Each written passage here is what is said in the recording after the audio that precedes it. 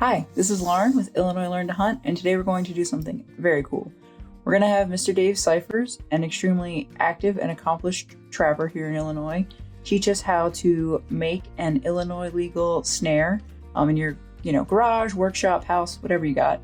And then he's going to show us how to set that snare to catch a beaver.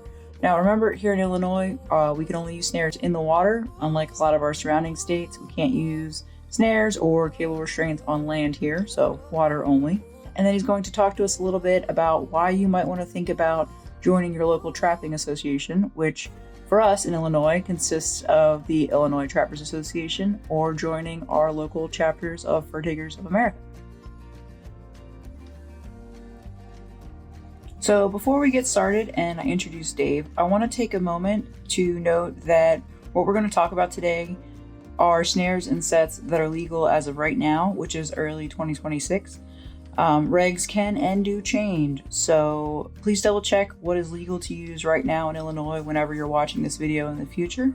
To go ahead and do that, check out the current edition of the Illinois Digest of Hunting and Trapping Regulations, or you can go right ahead to the Illinois Compiled Statutes, Chapter 520, which is the Illinois Wildlife Code. If you're doing that, what you want to do is either search for the word snare or check the sections 2.33, which is the prohibitions, or 2.33a, which is on trapping. And that'll kind of give you an idea of what is and isn't allowed for snares and other traps as well. But since we're talking about snares today, we're going to focus on snares. Now, to introduce Dave. Dave is actually one of my very favorite people that I've met in the last year. I actually met him at a Trapping Matters workshop over the summer. He is on the board of the Illinois Trappers Association. He is the vice president of the Fur Takers of America, East Central Illinois, Chapter 17. He was inducted into the Fur Takers of America Hall of Fame in 2024, and he teaches at the Fur Takers of America Trappers College. A lot of you know I attended that this past September. He wasn't one of my main instructors back then, but I still had the opportunity to learn a lot from him, which I am very grateful for, especially because you guys get to do that a little bit as well today. So Dave is also a member of the Nuisance Wildlife Control Operators Association and the Illinois Wildlife Control Operators Association. And if all that wasn't enough to keep him busy, he also has a wildlife control business called Dave Scifres Wildlife Services, and he operates a lure and bait business under the same name.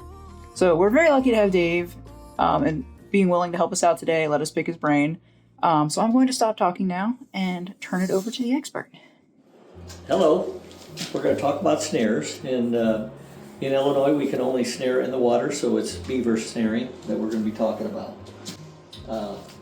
I'm making my snares on a 3/32 cable, aircraft cable. The parts of the snare are the whammy, which is a plastic or metal coil that supports the snare. The lock, this is a Riker slammer lock, and this one has a load in it so that when an animal hits it, it closes quickly. I like the heavy lock for beaver. It's all what people like. Different trappers like different things, and this one doesn't have the deer stop attached yet, but I have a mark on there that I can put it right there, and that closes. That won't allow that snare to close smaller than 2.5 inches. Work on some snares here. I've got a piece of 3/32 aircraft cable cut 39 inches long, and I'm going to be looking for which way the bend is. I want to line that up with the bend, and I'm going to put my bend across it. First thing I'm going to do is mark my 8.5 inches for my deer stop from that terminal in. Right there. And you want to mark it around there pretty good because it disappears on you when you... And I just cover that up with the stop.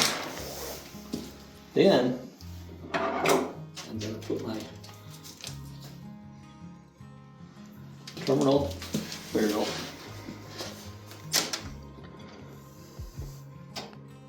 right there, and you want just a little bit sticking out of the end, not too much. You don't want to be poked by it, but you want a little bit sticking out. I like to clamp my bench, my swagger down so that I can remove it and have it out of my way for other things. Okay, so we're still looking at that bend. We're going to come in here and we're going to take it right back over itself.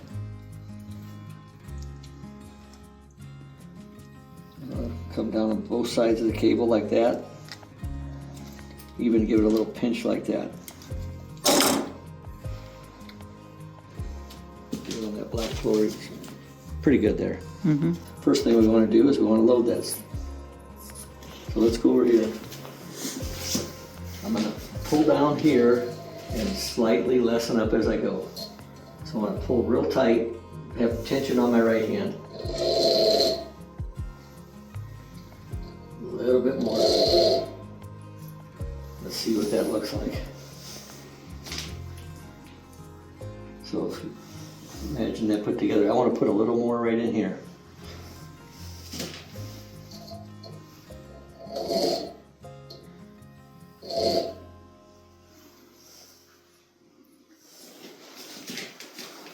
I like the shape of that real well.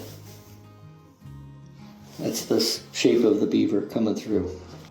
You get carried away with it and it'll get a weird shape, but I like more of an oval this way than a perfectly round. Okay, a Riker slammer lock, and I'm gonna come up, I'm gonna put the little end down, and I'm gonna come up through the big end. I'm also gonna put a deer stop on there. It's a little aluminum, very small aluminum ferrule that keeps the lock from closing all the way. Drop that all the way down to the end.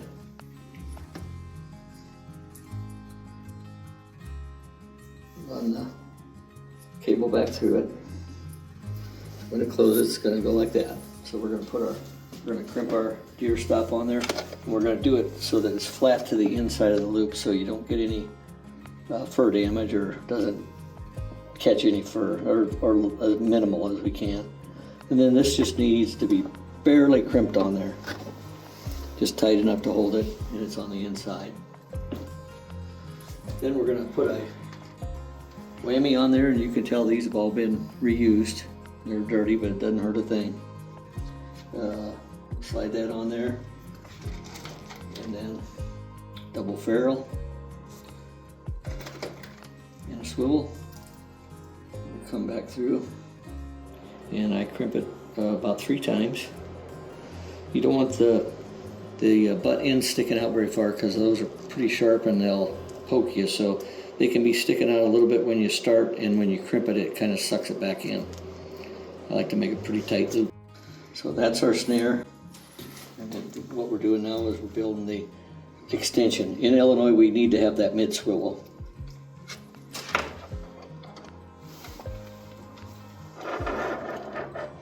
I like to pull it down pretty snug like that, and crimp that about 3 times.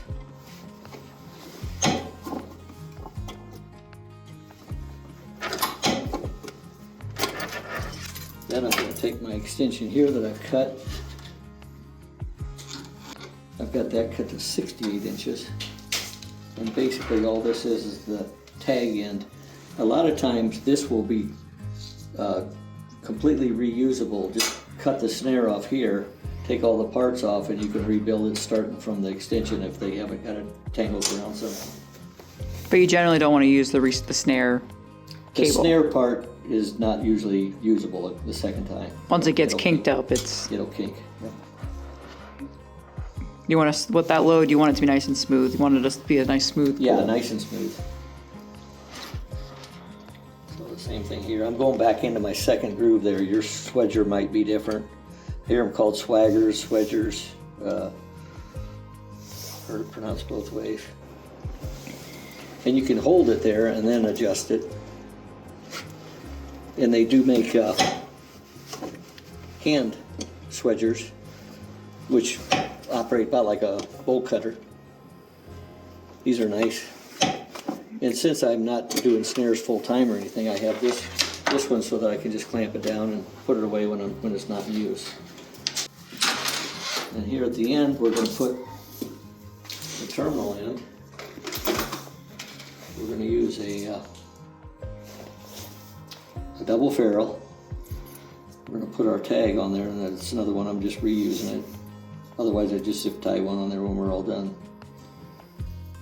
And then we're going to go to the stop button for the end.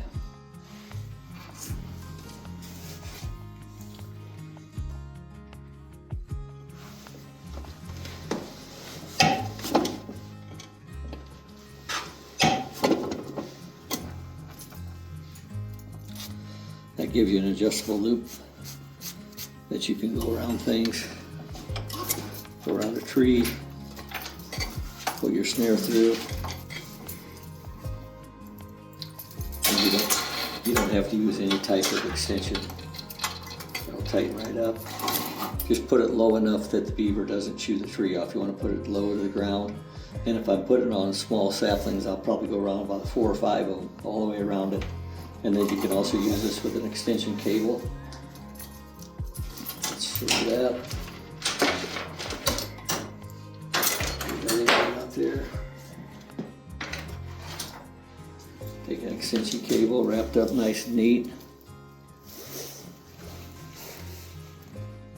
Pop it over the loop. Some of those I have a little tight. As long as they make it over, that's all that matters. Go around your object. Could be a metal fence post. You know, in Illinois we're only trapping beaver in the water, but a lot of times there's things down by the water you can hook into. Then I'm going to feed that through, and then I'm going to hook it to my snare. Like that. So you've got everything in one package. That you've got a 9-foot snare and a 5-foot extension, so you've got about 14 feet. The beaver's able to sit up on the bank or get down in the water if he feels he'd be more comfortable down in the water. That way a coyote or bobcat comes along, he can get back in the water till we get there to take care of it. Any questions, Lauren? Do you want to talk about some of the pros and cons real quick about snares? Snares. The pros of snares is very safe to use around people, livestock, pets. You know, you saw the deer stop on there as far as deer. I've never snared anything but a beaver and caught one otter in a snare. But otherwise, they're very selective for only beaver. And they're an excellent tool for wildlife relocation because it's held just by a loop, by this soft loop here, and doesn't even generally leave a mark on them. You know, you can tighten it down, but yet it'll loosen back up again. When they stop pulling, it loosens back up. Lightweight, easy to use. You can carry a bunch of them. You still got to remember you got to carry the heavy beaver out though.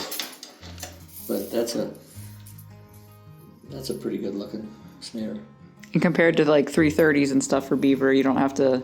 You're not gonna. If you catch yourself in a snare, it's not nearly as big of a safety concern. No safety concerns at all with it. I do like to if I'm not cabling off to something solid, I do use a double T stake so that the pressure is exerted and the stake is holding from 2 different directions. And I've never ever had a snare pulled when I double staked it. I had one pulled in a single stake one time and got the beaver, but it just taught me a lesson to double stake them. And then these could be used around people like subdivision lakes, that type of thing, and the beaver can be taken out in a cage trap. You know, you put him on a catch pole, take him out, and then either release him or dispatch him away from people. And the biggest con is, I guess, if you're new to trapping and aren't quite as comfortable with dispatching stuff yourself yet, you know, you're gonna have to do that. Yeah. But you're gonna have to do that with pretty much every other type of trapping anyway. So that's for sure. And having a live animal on a, you know, that's one of the things. And the regulation, it has to be in water. So you have to have this down in the water. And I'm usually digging a channel and putting my lure up above. I make lure and bait, so I don't want this to be an advertisement for it, but put the lure about that far away from the snare So if a raccoon comes in and he's up on the bank, he's messing up here. He's not messing with my snare. And I've got my pathway cut through here, and the water's right through here. And yes, that way you've got the beaver coming through this way versus the raccoon. The raccoon will have no reason to come. Yeah. And a raccoon, generally, I've watched a lot on videos. I do a lot of video, and I've watched raccoons walk right through that loop with no problem. But the beaver will hit it, and they're a little more clumsy. Maybe not as clumsy, maybe not a nice word, but that's kind of what they are. But also, if the wind direction is coming like this, the beaver may come up like this. He's following his nose right to that lure. He smells it right there. And he's not going to come around and go up this way. He's going to go right directly to it. But when he leaves, you've got a nice path cut for him to go right through.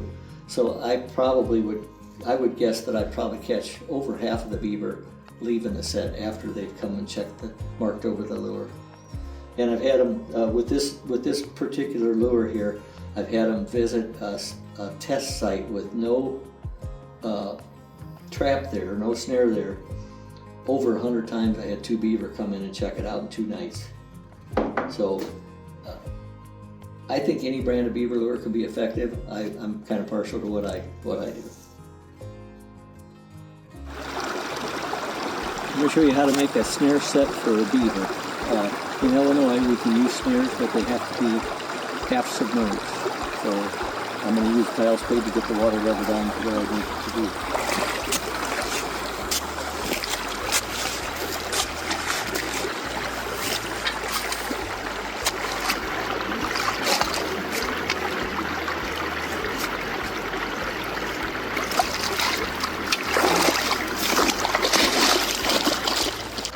Stabilizers is a number 11 gauge wire.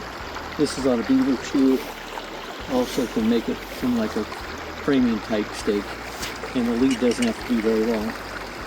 2 supports, two points of contact. Make sure that that wire doesn't wobble at all.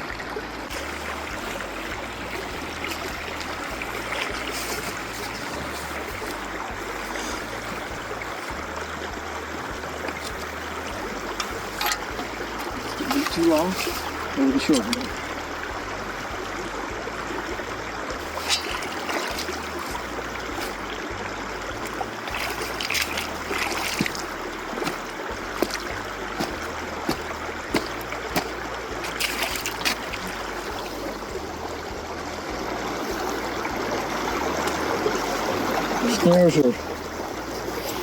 Snares on the carabiner. Easy to carry them along with the extension cables. Sit that down there for now. These are 3/32 cable.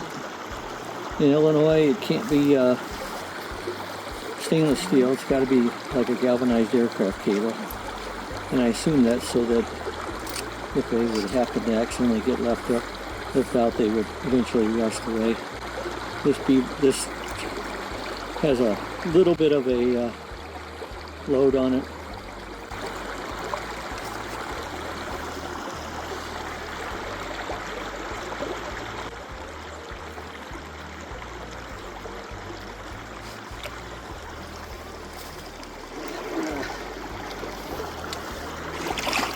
Got water down a little bit more.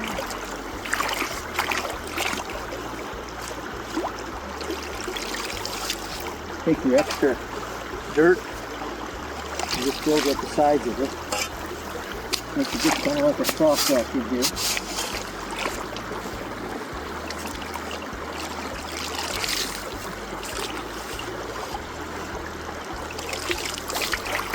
Beaver and other wildlife are attracted to that disturbance.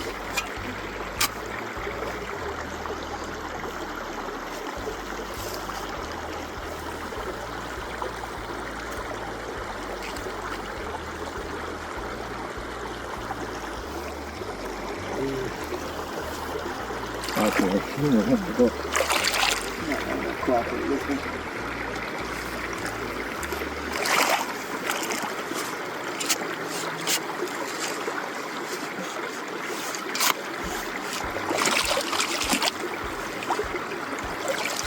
Sometimes you You're going to dig them out a little more.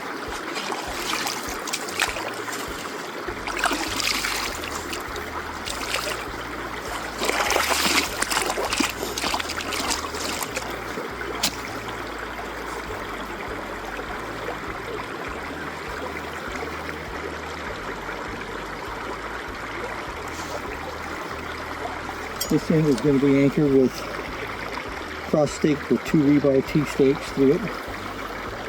And up high. Don't stake it down low where the animal can get up high and pull up. You want to stake it high, and then they're either pulling level or they're pulling down. These are the T-stakes I use. And I would put them in right up there, but they're going to be crossed like this.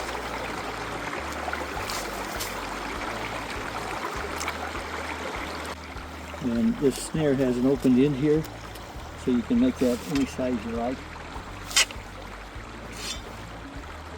So I'll take it like that. So like I said, I'd be putting that up top. And if I didn't have enough length there with the snare, I would use an extension cable. And these extension cables are 3/32 cable also, and take that, and I'm driving those stakes all the way into the ground, solid. They're not going to be sticking up like that. So with the extension cable, you can go around a tree, Like that tree up there. like that tree up there. Yep. You could get, yeah, it'd take a couple to get up there. A lot of times there's trees closer. You want to make sure you put it low, but what you can do is have your loop there. The toggle on the end here will fit right through that loop. I got these made so they're pretty snug. Like I said, these are going to be pushed all the way into the bottom, and then come back to this and run your toggle through. Never had an animal get off a connection like that. If you can see that. And I'd be staking on this side, and everything on this side, and then the beaver lure is going to go right in the back, right back here. So a raccoon that's wading will come down through the water here, or he might come across the top. You might get a few knock them down, but generally that avoids any kind of non-target. About the only thing you're going to ever catch in this is a beaver. And he'll be sitting up on the bank just high and dry. If he wants to get in the water, he can just it just holds him like a choke collar for a dog. You know, it'll hold him, and then when we get here, we can dispatch him, or if it's a relocation job, it could be relocated. Yeah. I have this snare down half underwater, so that it complies with Illinois state law. Have any kind of drop in water, you want to go a little bit lower so that even if the water drops, you're still legal. And it would just require a little bit more digging out there. But to finish this set, I have to blend it in a little bit. I'm going to put some sticks right in here like this. And I gathered these up ahead of time and just put them like we're going to come down the hill.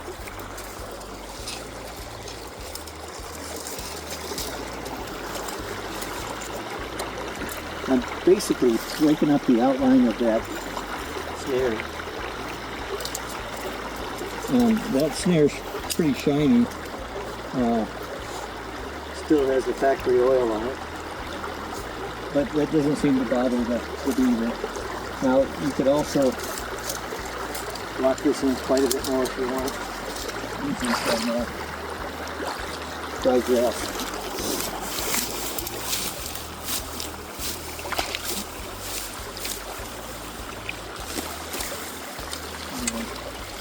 Just by turning that right in like that.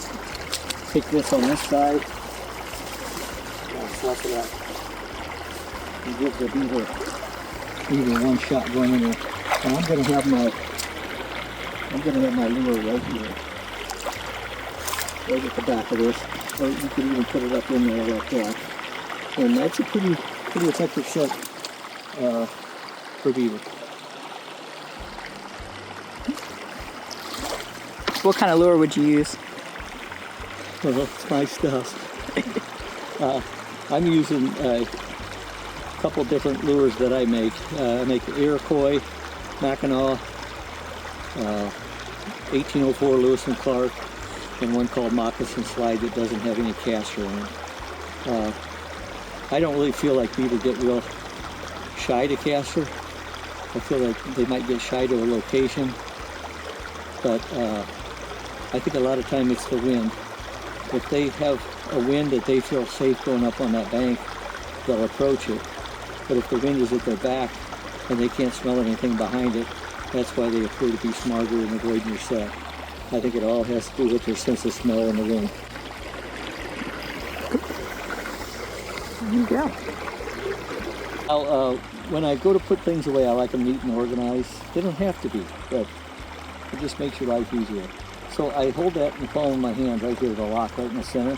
I bring it up so that the swivel is right there by it, and then I go 2 more wraps. 2 more wraps. And then I go through it 5 times. And every single one of them is the same. When you go to get them out, they're all the same. I went 6 on that one, but they're all, it's a nice, neat package that doesn't get tangled up. And then on to the carabiner. Yep, onto the carabiner. Same with the extension. I wrap it around like that, and then I wrap a couple wraps around and run it through. That way they still come loose a little bit, and these will too a little bit, but you start out with it pretty organized because it stays pretty close to that. One thing I'd like to say is if you're going to trap, especially here in Illinois, you should consider joining the Illinois Trappers Association and also Fur Takers of America. Those groups are representing trappers in the Capitol building when we have any kind of legislation either that we are supporting or opposing, and there's a lot of good camaraderie. The Fur Takers of America has couple chapters in Illinois that you can come to local meetings. Please consider joining the trapping organizations to support what you love to do. It's never too late to learn how to hunt. If you'd like to learn more, go to www.learntohuntil.com.